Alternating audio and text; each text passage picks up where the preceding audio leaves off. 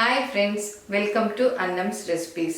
இன்னைக்கு dinner காம்போவா சப்பாத்தியும் Venkatesh but ஸ்டைலில் சாகுவும் எப்படி செய்யலான்னு பார்ப்போம்.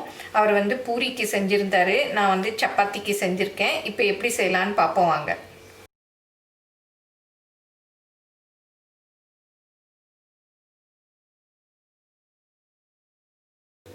இன்றைக்கி வந்து நான் சப்பாத்திக்கு சாகு பண்ண போகிறேன். நாங்கள் வந்து மழை நேரமாக இருக்கிறதுனால சரி சப்பாத்தி செய்யலாம் அப்படின்னு முடிவு பண்ணோம்.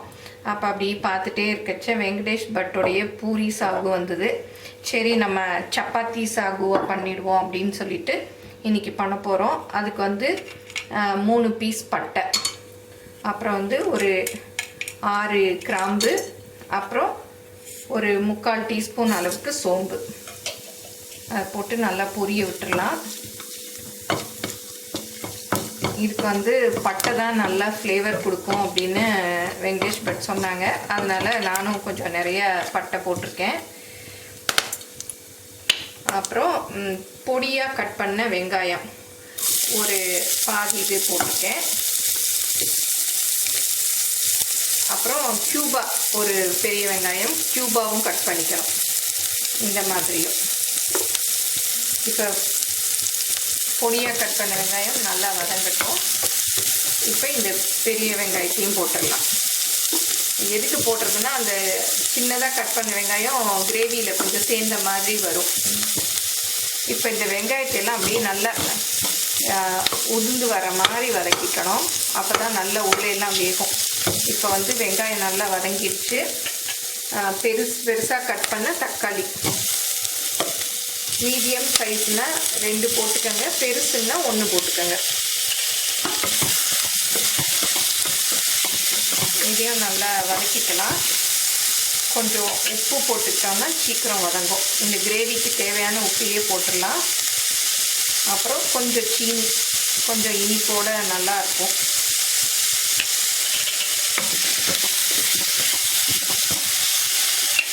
அப்புறம் மஞ்சள் பொடி ஒரு 1/2 டீஸ்பூன் அளவு. இந்த சாகுவோட ஸ்பெஷலே இந்த மாதிரி வெங்காயம் தக்காளி எல்லாம் அப்படியே பெருசாக இருக்கிறது தான் இதோட ஸ்பெஷலே. அதனால் கொஞ்சம் பெருசாகவே கட் பண்ணிக்கோங்க. ரொம்ப சின்னதாக கட் பண்ணிட்டோன்னா அப்புறம் நம்ம தொக்குக்கு மாதிரி அப்படியே ரொம்ப குழஞ்சி போயிடும். இப்போ நல்லா வதங்கிருச்சு. இதுக்கு தேவையான மிளகாப்பொடி, தனி மிளகாப்பொடி தான் போடுறேன். உங்களுக்கு எவ்வளோ காரம் வேணுமோ அவ்வளோ போட்டுக்கோங்க. நான் வந்து இன்றைக்கி 1 டீஸ்பூன் அளவு போட்டிருக்கேன். இதை கொஞ்சம் அப்படியே எண்ணெயில் வதக்கணுன்னா நல்லா ஃப்ளேவர் நல்லா வரும். அப்புறம் ஒரு மீடியம் சைஸு உருளைக்கிழங்கு, ஒரு 3 உருளைக்கிழங்கு வேக வச்சுருக்கு. இதை குக்கரில் ஒரு விசில் வேக விட்டுட்டு நல்லா வெந்த பிறகு தோல் உரித்து ரொம்ப சின்னதாக கட் பண்ணணும் இல்லை, இந்த மாதிரி கட் பண்ணி போட்டுக்கோங்க. இப்போ நல்லா உருளைக்கிழங்கு அப்படியே வதக்கி விட்டுக்கணும். நல்லா அந்த மிளகாப்பொடியெல்லாம் கோட்டாகிற மாதிரி. நீங்கள் வந்து தண்ணி ஊற்றிட்டு கொதிக்கிறச்ச குடிச்சு பாருங்கள். மிளகாப்பொடி உப்பு இதெல்லாம் பத்தலைன்னா அப்புறம் கூட கொஞ்சம் போட்டு கொதிக்க விட்டுக்கலாம். இப்போ தண்ணி வந்து இதுக்கு நிறைய ஊற்றிக்கணும். இந்த சாகு வந்து ரொம்ப தண்ணியாக தான் இருக்கும். நான் சப்பாத்திக்குங்கிறதுனால அவ்வளோ தண்ணியாக வைக்கலை, கொஞ்சம் மீடியமாக நான் வைக்கிறேன். இப்போ பாருங்கள் நல்லா இந்த மாதிரி கொதி வரணும். கொதி வந்ததும் அடுப்பை குறைச்சி வச்சு ஒரு மூடியால் மூடி வேக விட்டுறணும். இப்போ வந்து சாகுவை இன்னொரு அடுப்பில் போட்டுட்டேன். இப்போ வந்து சப்பாத்தி போட்டுக்கலாம். நான் ஏற்கனவே சப்பாத்தி சாஃப்டாக எப்படி போடுறதுங்கிற வீடியோ அப்லோட் பண்ணியிருக்கேன். அதோட லிங்க் கீழே கொடுக்குறேன், டிஸ்கிரிப்ஷன் பாக்ஸில் பார்த்துக்கோங்க.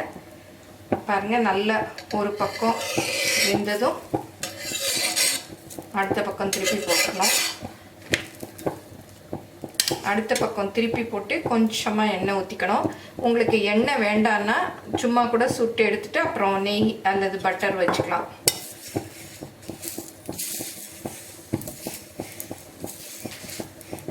நம்ம அந்த சாகு ரெடி ஆகிறதுக்குள்ளே இங்கே வந்து சப்பாத்தியை சுட்டு எடுத்துக்கலாம்.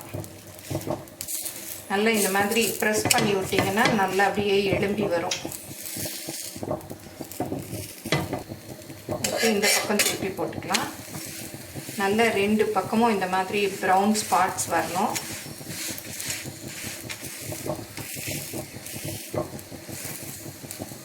பாருங்கள் நல்லா எலும்பி வருது. இந்த மாதிரி ப்ரெஸ் பண்ணி விட்டிங்கன்னா எலும்பி வரும். இப்போ சப்பாத்தி நல்லா வெந்துருச்சு. இந்த பாருங்கள் இந்த மாதிரி ப்ரௌனாக வந்ததும் எடுத்துடணும். பாருங்கள் நல்லா அப்படியே சாஃப்டாக இருக்கும், துணி மாதிரி. நம்ம நல்லா ஃபோல்டு பண்ணலாம். இப்போ திறந்து பார்க்கலாம். பாருங்கள் நல்லா சேர்ந்துருச்சு. அந்த மசாலா எல்லாம் உருளைக்கிழங்குல சேர்ந்துடும். அப்படியே நீங்கள் இதுங்கிறச்சு அப்படியே மசிச்சு விட்டிங்கன்னா சின்ன சின்ன பீசஸ் ஆகிடும். சரி, எப்படி இருக்குன்னு டேஸ்ட் பண்ணி பாரு. அதான் வெங்கடேஷ் பட்டு சொல்கிறாரு, எல்லா ரெசிபிக்கும் ஒவ்வொரு பஞ்ச் டைலாக் கொடுக்குற மாதிரி இதுக்கு பஞ்ச் டைலாக் வந்து 5 பூரியும் 5 கரண்டி சாகவும் போட்டு தனியாக போய் உட்காந்து சாப்பிட்டா திருஷ்டி ஆகிருங்கிறாரு. உண்மையிலே அந்த அளவுக்கு திருஷ்டி ஆகிற மாதிரி டேஸ்ட் இருக்கா பாரு. பார்க்குறேன், இதை கொஞ்சம் எடுத்து.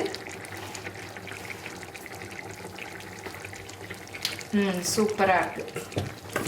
அந்த சீனி போடவும் நல்லா இனிப்பு, புளிப்பு, காரம் எல்லா டேஸ்ட்டும் இருக்குது. கொஞ்சம் கொத்தமல்லி தூவிடணும். நம்ம வந்து இதை நம்ம சோம்பு சீனி போட மாட்டோம். அவங்க சோம்பு சீனி போட்டிருக்காங்க. போதும், இறக்கிடலாம். நான் வந்து அவர் சொன்ன அளவுக்கு ரொம்ப தண்ணியாக வைக்கலை. இந்த அளவு எங்களுக்கு வேணும். நீங்கள் வந்து உங்களுக்கு தண்ணியாக வேணும்னா தண்ணியாக வச்சுக்கலாம். இன்னும் கொஞ்சம் தண்ணி ஊற்றி கொதிக்க விட்டுக்கலாம். ஏன்னா இப்படி இருந்தால் தான் சப்பாத்திக்கு வந்து நல்லாயிருக்கும். இப்போ நம்மளுடைய சப்பாத்தியும் சாகுவும் ரெடி ஆயிடுச்சு. சாப்பிட வேண்டியதுதான்.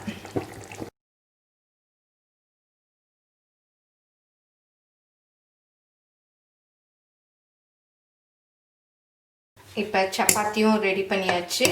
சாகுவும் நல்லா சுட சுட இருக்குது.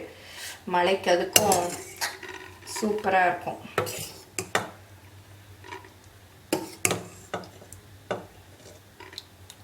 இப்போ பாருங்கள், சாஃப்ட் சப்பாத்தியும் உருளைக்கிழங்கு சாகுவும் ரெடி ஆயிடுச்சு. டேஸ்ட் பண்ணி பார்த்தேன், ரொம்ப சூப்பராக இருக்குது. இந்த டின்னர் காம்போ எல்லாருக்குமே பிடிக்கும்னு நினைக்கிறேன். எல்லோரும் செஞ்சு பாருங்கள். எப்படி வந்ததுன்னு உங்கள் கமெண்ட்ஸை சொல்லுங்கள். சப்பாத்தி பாருங்கள் எவ்வளோ சாஃப்டாக இருக்குது. இந்த சாஃப்ட் சப்பாத்தி எப்படி பண்ணுறதுன்னு வீடியோ முதல்ல அப்லோட் பண்ணியிருக்கேன். டிஸ்கிரிப்ஷனில் லிங்க் கொடுக்குறேன், பாருங்கள். எங்கள் சேனலை மறக்காமல் சப்ஸ்கிரைப் பண்ணுங்கள். ஃபேஸ்புக், இன்ஸ்டாகிராமில் அன்னம்ஸ் ரெசிபீஸை ஃபாலோ பண்ணுங்கள். தேங்க்யூ.